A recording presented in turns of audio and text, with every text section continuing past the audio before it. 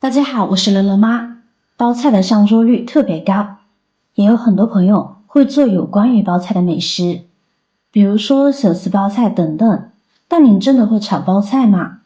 绝大部分朋友在炒包菜的时候都是直接下锅，其实这样是不对的。下面跟大家分享包菜最正确的烹饪方法，做出来之后鲜香有味，超级下饭，非常好吃。接下来就一起来看看具体的烹饪步骤吧。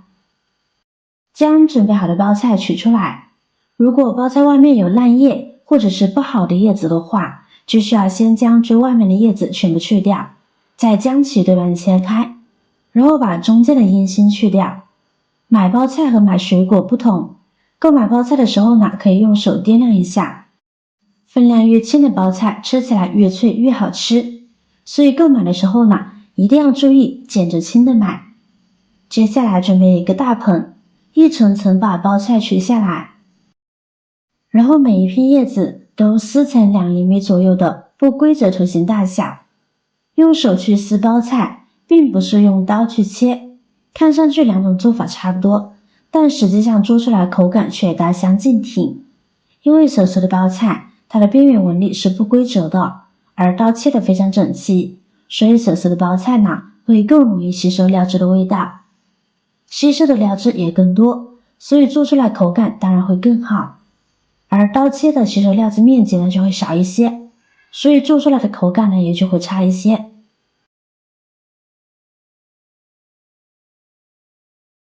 处理好的包菜往里边呢加入多一些的清水，我们把包菜淘洗一下。对于包菜，饭店里边呢都不会清洗，但自己在家做还是洗一下的好，会更干净卫生。清洗好控水捞出，将其装入菜篮里边，控干包菜上面的水分，这样可以减少后期出水率。先放一边控水备用。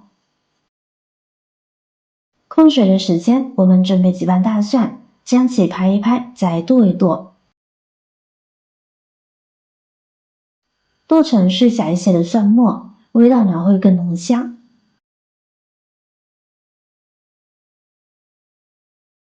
这样就可以装入盘中。无辣不欢的朋友，我们准备几个干辣椒，切成小段，用来炝锅，后期会更加的香辣下饭。如果不喜欢吃辣，那就不用准备了，先放一边备用。接下来我们准备一块五花肉，切成小块，再剁成肉末。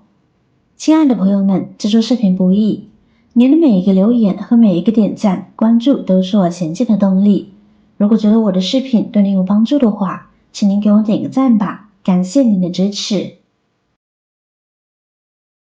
剁成这样的小肉末就行，装入盘中备用。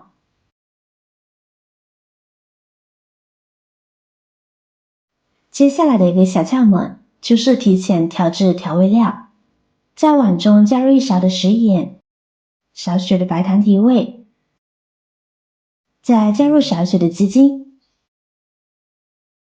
半勺干淀粉，1勺半的生抽，然后加入一点点清水，我们将其调化开。这一步提前做好之后，在炒的过程中速度会加快，而且包菜吸收料汁呢，速度也会加快，做出来口感会更好。先放在一边。接下来就可以起锅烧油了，加入少许的食用油，油温烧热，我们把包菜放入锅中，来回翻炒半分钟或者1分钟。炒的过程中，包菜的体积会明显的变小。等缩小到原来的1/3左右的时候，包菜也就炒至6-7成熟了，可以出锅了，不需要炒太长时间。装入盘中备用。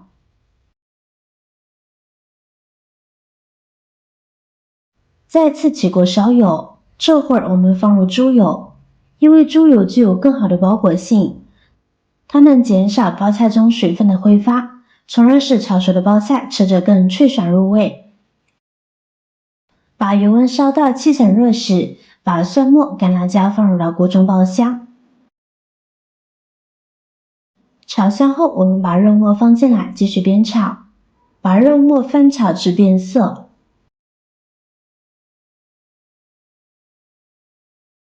这会儿呢，我们往里边加入一勺香辣酱，不能吃辣的朋友可以加入甜面酱。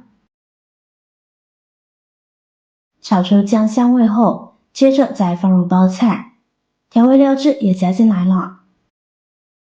开始大火爆炒，而且要一直保持大火快速的翻炒，这样能够快速的让包菜吸收料汁的滋味，做出来口感一点都不输给大厨做出来的。炒熟之后就可以关火，快速的出锅，装入盘中即可享用美食。这道小炒包菜追求的就是它爽脆入味的口感，如果炒出来软乎乎的，也不够入味的话，肯定不好吃，也不下饭了。学会今天的这道做法，颜色非常诱人，口感入味脆爽，开胃下饭，堪比大厨的水平。口感不说惊艳，但也绝对不会让您失望的。如果您看完觉得有食欲，或者您有更多的想法和建议，欢迎在下方评论留言哦。记得点赞、转发、分享哦。点击我的视频头像，还可以观看更多的美食和生活技巧。别忘了关注我哟。感谢你的支持，我是乐乐妈，我们下期再见啦。